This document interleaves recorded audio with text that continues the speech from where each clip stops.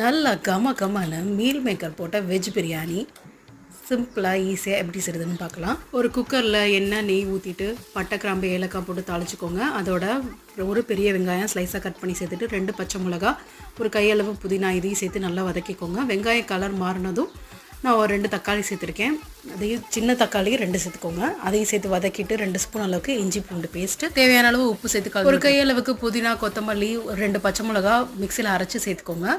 இப்போ இதில் மஞ்சத்தூள் 1/2 ஸ்பூன், மிளகாத்தூள் காரத்துக்கு ஏற்ற மாதிரி சேர்த்துக்கோங்க. ஏற்கனவே பச்சை மிளகா வேறு போட்டிருக்கோம். அது பிரியாணி மசாலா 1/2 ஸ்பூன் சேர்த்துட்டு நம்ம கட் பண்ணி வச்சுருக்க வெஜிடபிள்ஸ் எல்லாம் சேர்த்து ஒரு 5 நிமிஷம் வதக்கி மூடி வச்சு வேக வச்சுட்டு மீல் மேக்கர் சுடுதண்ணியில் போட்டு பிழிஞ்சு எடுத்து வச்சுருக்கேன். அதையும் ஆட் பண்ணிக்கோங்க. இப்போ 1 டம்ளர் அரிசிக்கு 2 டம்ளர் தண்ணி சேர்த்துக்கோங்க. இது புல்லட் அரிசி, அதனால 1க்கு 2 சேர்த்துருக்கேன்.